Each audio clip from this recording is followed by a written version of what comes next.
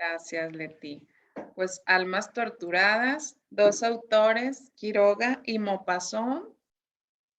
Wendy nos hizo favor de prepararnos un cafecito muy ad hoc con la temporada, con la temporada de tortura para los estudiantes y los exámenes, pero pues piensen que ya vienen las vacaciones de diciembre, entonces esperemos que no haya muchas almas torturadas, ¿verdad, Max? Bueno, pues Wendy, si nos haces favor de empezar con el cafecito, muchas gracias. Bueno, en otros cafecitos nosotros ya hemos hablado de autores emblemáticos del terror. Algunos a lo mejor a ustedes no les tocaron, pero ya hemos revisado el trabajo de Stephen King, de Bram Stoker, de Lovecraft, del maestro Edgar Allan Poe, pero estamos muy lejos de agotar la lista de autores representativos del terror y de lo fantástico. Entonces, el día de hoy les vamos a hablar de dos autores, ambos con un talento que raya en la genialidad, pero también con almas muy, muy torturadas, llenas de dolor, de pérdida y de locura en algunos casos. Estos señores, grandes cuentistas a nivel mundial por derecho propio, a la altura de Edgar Allan Poe, son el francés Guy de Maupassant y Horacio Quiroga, que era de Uruguay. Sin más preámbulo, podemos pasar a la siguiente diapositiva, por favor.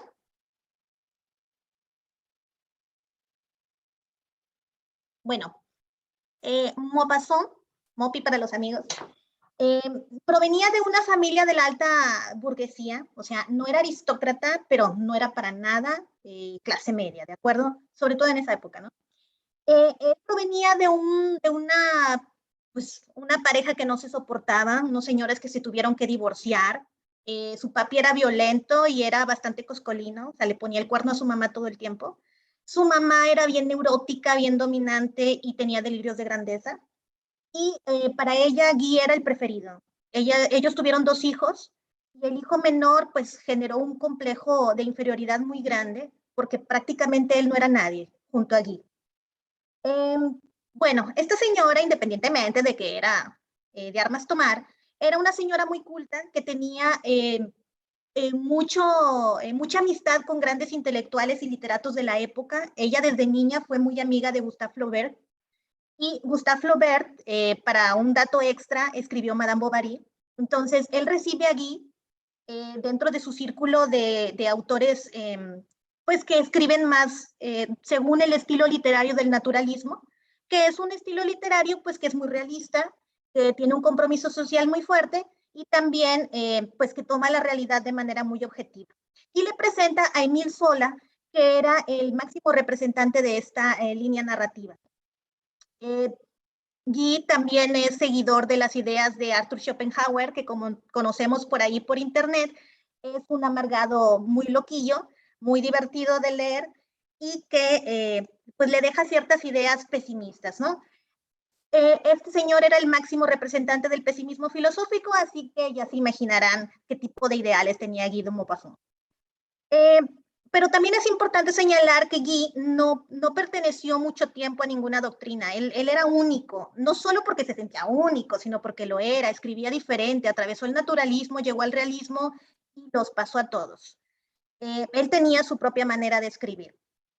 Ahora, él fue desarrollando mucho este sentimiento misantrópico de aversión hacia los demás, o sea, le chocaba a la gente, era insociable. Pero, así como lo ven, tenía muchísima suerte con las mujeres. O sea, él se vanagloriaba más de sus relaciones sexuales, no amorosas, no creía en el amor. Eran relaciones sexuales, se jactaba de ellas muy por encima de sus trabajos como escritor. Porque él decía, las próximas generaciones se van a olvidar de mí, pero a mí lo bailado, ¿quién me lo quita? O sea, yo vivo al límite, ¿no? Sin embargo, también es posible que sí haya llegado a amar a una mujer en particular a la que le puso su casa chica y que le dio ella 3 hijos. ¿Por qué no los reconoció jamás? Bueno, primero por 2 razones. En esa época la reputación lo era todo.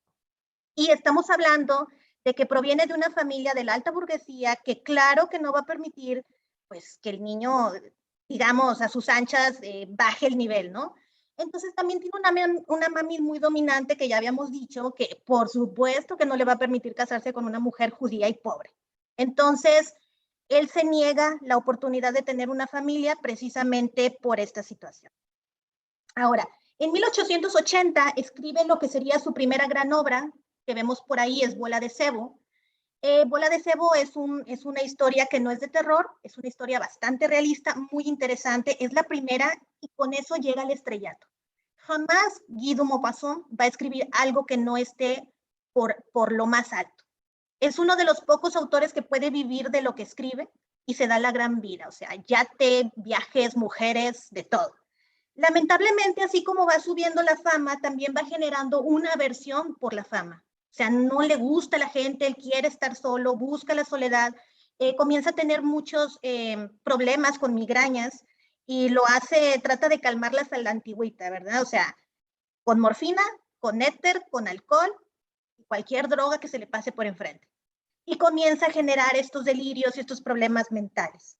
Lamentablemente, unos años más tarde, pues él genera sífilis, y la sífilis es una enfermedad de transmisión sexual que tiene varias etapas. La última etapa, pues ya destruye el cerebro, los ojos, el corazón y lo deja hecho prácticamente una piltrafa. Sí, por derecho propio pudo haberse enfermado, o sea, sabemos que se metía con todas. No sé si las francesas habían visto un hombre más guapo antes o qué, pero bueno, él tenía mucha suerte. Pero también se dice que es muy posible que lo haya pues heredado de su papá, porque era bastante ojo alegre el coscolino. Y además, no nada más Guy se enfermó y se puso mal, sino que Hervé, el hermano menor, también llegó al manicomio. Guy de Maupassant tuvo que llevarlo al manicomio y este muchacho se suicidó. Así que los dos se vieron bastante afectados. Ya a un nivel personal, Guy en 1892, el 1 de enero, ya por la noche, intenta 3 veces abrirse la garganta con un cortaplumas, que es una navaja pequeña. Ya antes había intentado darse un tiro con un revólver, no lo había logrado. Entonces, entre amigos y el sirviente alcahuete que tenía, por cierto, lo llevan a una clínica psiquiátrica donde Guy va a pasar 18 meses entre periodos de inconsciencia y periodos de crisis muy violentas. Tan violentas, pues que le tienen que poner la camisa de fuerza. Ya finalmente, el 6 de junio de 1893, muere Guy de Maupassant y al funeral no van sus papás, porque estos señores no. Eh, Ahora sí vamos a hablar de sus textos. En la siguiente diapositiva vamos a poder ver a la máxima representación literaria de Guy de Maupassant. Es un relato breve, no muy corto, pero sí es breve, de terror. Se llama El Orla. Y este cuento es pues un testimonio muy vivo del interés que Guy de Maupassant tenía por la psiquiatría, el psicoanálisis y la locura antes siquiera de suponer que él mismo iba a terminar de esta manera.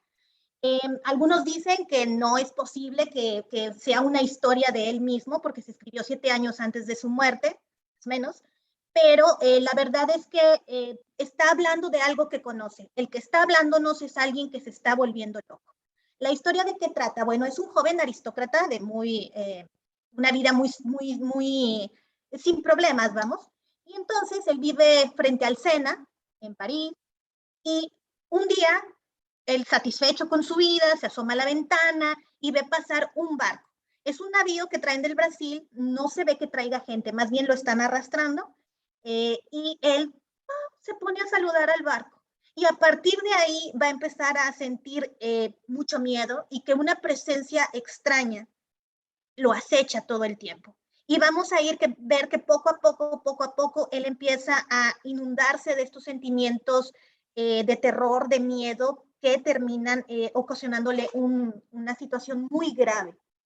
Ahora, tiene un final muy aterrador en el sentido de que a cualquiera le puede pasar.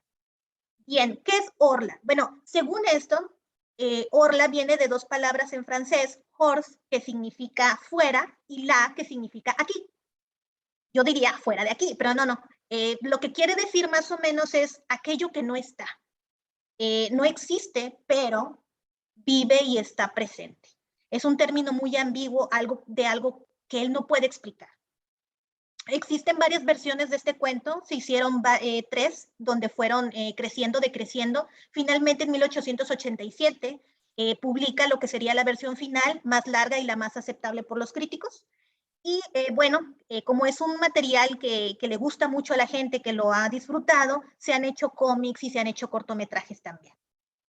La siguiente obra, esta es una antología que se llama La cabellera y otros cuentos de terror, la tenemos aquí en biblioteca. Es una síntesis muy buena del trabajo de Guy de Maupassant. Tiene varias historias, algunas muy entretenidas, todas son de terror, pero digo, para uno que está acostumbrado a la literatura de terror, no deja de haber cierta gracia en las cosas, ¿no? Entonces tenemos pues el miedo a la locura, el miedo a la muerte, venganzas del más allá, una mano que persigue, una cabellera que recuerda un amor perdido, muebles que se salen de la casa de su dueño y viven la gran vida y luego regresan y luego se van. Eh, es una síntesis muy, muy interesante. Es apenas una pequeña prueba. Guy de Maupassant escribió cerca de 300 cuentos y una gran mayoría de ellos son de terror. Existen también muchas ilustraciones muy bellas que reflejan estas historias y también seguramente que encontrarán más cómics y más cortometrajes al respecto. Nuestro siguiente autor, como habíamos dicho, es Horacio Quiroga, maestro del cuento latinoamericano, muy a la altura de Edgar Allan Poe. Él comenzó admirando y emulando a Edgar Allan Poe. Y para nada le molestaba que lo compararan o que dijeran, no, es que se parece a Edgar Allan Poe o escribió. No, a él le encantaba. Para él era un honor. También seguía mucho a Rudyard Kipling y al mismo Maupassant. ¿Qué sucede con Horacio Quiroga? Bueno, él encuentra su propia voz, no crean que siempre va a escribir igual que los demás, o sea, encuentra su propio camino, aún en sus inicios cuando escribe muy, muy al estilo de Edgar Allan Poe, es genial. Este señor, que es un verdadero cuentista, fue novelista también, pero no era muy bueno en esas cuestiones de la novela. A los críticos no les gustaba, pero también fue periodista, fue poeta y fue crítico cinematográfico. Pero en el cuento se convierte en un maestro. Él era bastante modesto y nunca habló de sí mismo como un gran conocedor, pero escribió un decálogo, el decálogo del perfecto cuentista. ¿Y de qué trata? Bueno, trata del oficio del hombre que escribe cuentos, pero no tanto como una técnica, sino como una pasión. Bien, ¿qué podemos decir respecto a Horacio Quiroga? Horacio Quiroga tiene una vida trágica. La muerte lo ronda a más no poder. Para empezar, siendo muy niño, su papá está manipulando una escopeta de caza y se da un tiro. Se muere. Después, tiene un padrastro que genera una enfermedad crónica y se suicida. 2 hermanos suyos mueren muy jóvenes de tuberculosis. Luego, ya cuando está jovencito y se está juntando con chicos que les gusta escribir igual que él y empieza a generar esta nueva formación literaria, porque no era su primera idea ser escritor, pero ya está escribiendo, conoce a un gran amigo, Federico Ferrando, que también escribe. Pero un día Federico recibe una crítica muy severa, muy fea, de un periodista, y entonces a Federico se le hace fácil retar a duelo al tipo. Y Quiroga, que es un gran amigo, dice, déjame, yo te reviso el arma y la limpio. Y ahí está Horacio, se le va un tiro. ¿Y a quién le da? A Federico. Le da justo en la boca, mata a uno de sus mejores amigos. La policía, claro, hace la investigación, resulta que es un accidente burdo, tonto, sin sentido, pero a fin de cuentas un accidente fatal. Y Horacio Quiroga decide dejar Uruguay. Entonces empieza a vivir en Argentina y luego en el área de Argentina, entre Argentina, Paraguay y Brasil, conoce esta zona que se llama Provincia de Misiones, que es un área selvática muy hermosa, llena de animales salvajes, y Horacio Quiroga va a querer vivir en este lugar. Siguiendo con estas ideas del amor a la naturaleza y pues desarrollar una nueva literatura en medio de todo esto, de una vida más natural, Quiroga siempre tiene la mala costumbre de enamorarse de mujeres muy jóvenes. La primera vez que se enamoró, pues obvio que a los papás no les gustó, él no era del todo joven en ese momento, sí estaba joven, pero no tanto, no es que estuviera ya quemado, pero bueno. Horacio quiere llevarse a esta muchacha, casarse con ella, está súper enamorado al punto de la obsesión, y entonces quiere llevársela a la selva. Claro que los papás le dicen que no, y lo que tienen que hacer es llevarse a la muchacha fuera del país. Se van. Finalmente conoce a otra muchacha, a ella sí la convence, se casa y se la lleva a la selva. Pero no es lo suyo, ella no puede vivir ahí. Sus hijos sí, tiene 2 hijos primero, y estos niños van creciendo entre la selva, la naturaleza y sin miedo, ¿no? Van aprendiendo. El problema es que ella es de ciudad y esta mujer no puede más y se toma un veneno.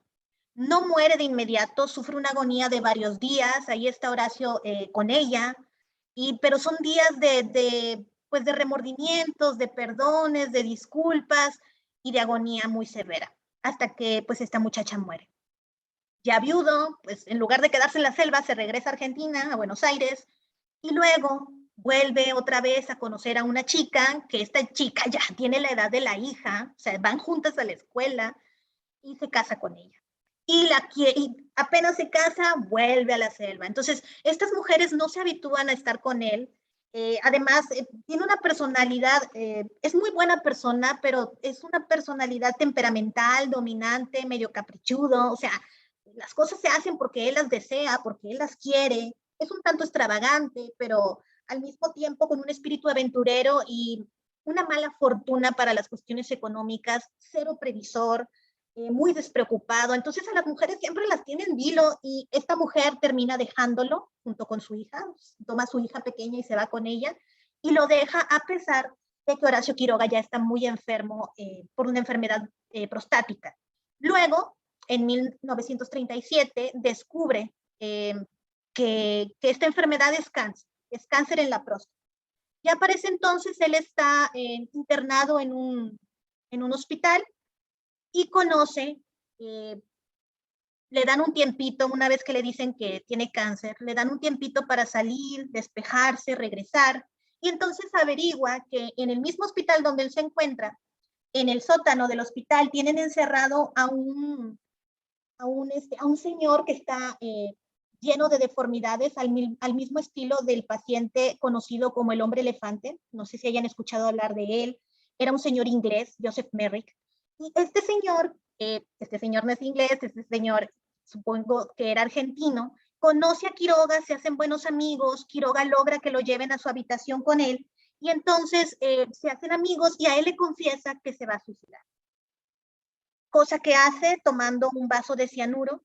Si bien no se tarda mucho en morir, tampoco es como que de inmediato, también lo hace en medio de mucha agonía, hasta que finalmente expira. No terminaría la tragedia después de la muerte de Horacio Quiroga. 2 años después, su hija mayor también se quita la vida, y ya en 1952 lo haría su hijo varón, Darío. Así que, o sea, ¿qué pasa con Quiroga? No lo sé, pero era un mal familiar. Ahora, nosotros vamos a hablar de su producción como cuentista. Estamos hablando de él porque trascendió más allá de todas sus labores como escritor, lo que es el cuento. ¿Qué cuentos tenemos de él? Bueno, para mostrarles tenemos primero El almohadón de plumas. Es un cuento en sus inicios, es más al estilo de Edgar Allan Poe, y bueno, es un relato muy, muy breve, muy, muy escalofriante, que ha generado a grandes seguidores. Es una historia de culto, no sé si la hayan leído alguna vez. Yo la leí en la prepa y desde entonces es como que... Eh, esta historia cuenta la historia de una chica muy joven, recién casada, Alicia. Es muy ingenua, está casada con Jordán, que es un muchacho muy serio, está súper enamorado de ella, pero no lo demuestra, o sea, no hace nada, no dice nada, nomás impone. Entonces están casados y son muy jóvenes, muy serios. Alicia comienza a desilusionarse de la luna de miel, del matrimonio, pues porque es una niña ingenua y está viendo que las cosas no son como ella había soñado que serían. Entonces esto pues la entristece, se va quedando muy sola en su casa, esperando siempre que llegue él por las tardes, se debilita, se va enfermando, va quedando en cama, y entonces se consume. ¿Qué es lo que pasa con Alicia? El final de esta historia es un terror real, es un terror muy, muy adelantado a su época, por cierto, porque no era una época en la que se hablara de la salud, de la higiene, de la salubridad. Ahora ya estamos inmersos en ella, es algo muy, muy actual con lo que convivimos, pero digamos, antes de esta pandemia ya existían muchas cosas que podían sucedernos si no nos lavábamos las manos. Entonces, esta es una historia que nos recuerda un poco eso. Bueno, también hay mucho cómic y cortometrajes. Hay uno muy bello en stop motion de 2007. Tenemos ahí, por ejemplo, una pequeña prueba de él. Es muy bonito, muy corto, denle una oportunidad. La siguiente historia es una, una historia sumamente perturbadora y muy realista también, sobre una familia que tiene 4 hijos. 4 hijos que son idiotas. Así, la palabra es tal cual, no podemos hacerle cambios. Es la palabra que usó el autor, es una palabra bien dicha. En literatura no podemos tenerle miedo a las palabras, así que no se asusten. ¿Por qué están enfermos? Bueno, son el resultado de la meningitis. La meningitis es una infección de la membrana que cubre el cerebro y la médula espinal, y entonces esta infección puede destruir el cerebro, y es lo que hace con estos 4 niños que viven como animales. Sus papás les pusieron muchas ganas al principio, pero ya, nace una niña que por fin se logra, es saludable, es bonita, es mujer, y entonces los papás se vuelcan en amor en ella y se olvidan de los hijos. ¿Y quién atiende a los hijos? Pues la sirvienta, que no tiene tiempo, que los viste, que les da de comer y que los arrea como animalitos porque no tiene de otra. Y bueno, la vida va sucediéndose hasta que un día ellos tienen una poca habilidad que es imitativa, imitan lo que hacen los adultos. Entonces van de aquí para allá como animalitos, viendo a su hermana, viendo a su hermana, viendo a la cocinera, viendo a la cocinera, y un día la cocinera le corta el cuello a una gallina. No vamos a hablar más del final, eso lo tienen que descubrir ustedes, de verdad que tienen que descubrirlo. Hay cómics y libros ilustrados muy bellos, siniestros, pero muy bellos. Y podemos pasar a las recomendaciones. En la siguiente diapositiva hay que leerlos. Sí, probablemente no los conozcan, a lo mejor les parecen aburridos, pero estos señores tienen muchísimos cuentos. Guy de Maupassant tiene cerca de 300, Horacio Quiroga tiene casi 200. Muchos de los cuentos de Horacio, de Maupassant han sido películas, sobre todas sus novelas. Pero tenemos un cuento, Le Port, que es la base para La Mujer del Puerto con Andrea Palma, una película mexicana de 1934 que los invito a verla, esa versión, la de 1934. Habla de prostitución y tiene un final bien, bien escabroso. Cuanto a Horacio Quiroga, tenemos varias antologías. Cuentos de amor, de locura y de muerte es la obra donde se reúne El almohadón de plumas, La gallina degollada, entre otros materiales. Y en 2009 se hizo un video cortísimo de un cuento que se llama El hombre muerto. Como amante de la naturaleza y de la selva, Horacio Quiroga sabe muy bien de qué hablar cuando habla de la naturaleza hostil. Y eso es lo que sucede. Un accidente mientras un hombre trabaja en la jungla y el destino es irremediable. Por favor, léanlos, disfrútenlos y ojalá les hayan gustado. Muchas gracias.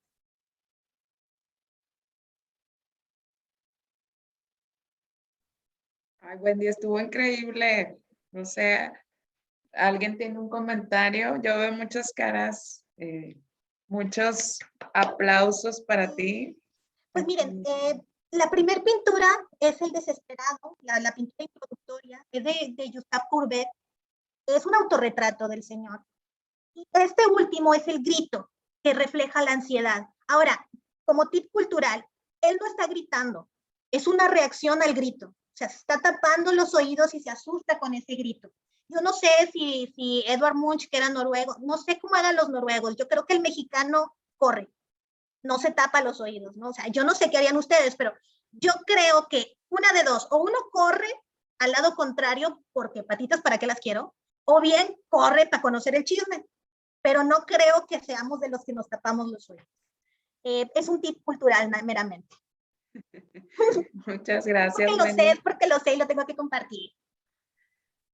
Pues los esperamos el próximo miércoles 10 de noviembre. Vamos a descansar estas semanas de exámenes. El 10 de noviembre tenemos leyendas mexicanas. Entonces, pues ojalá nos hagan el favor de acompañarnos. Muchas gracias y que tengan un maravilloso miércoles, ombligo de semana. Gracias a Wendy y todos los aplausos para ella. Muchas gracias. Gracias, doctora Juani. Tiene razón. Deja mucho miedo y da muchas cosas. Muchas gracias. Aunque tenga ganas, pero no los voy a leer porque si no, no voy a poder dormir. Sí, es que es un miedo bien tangible.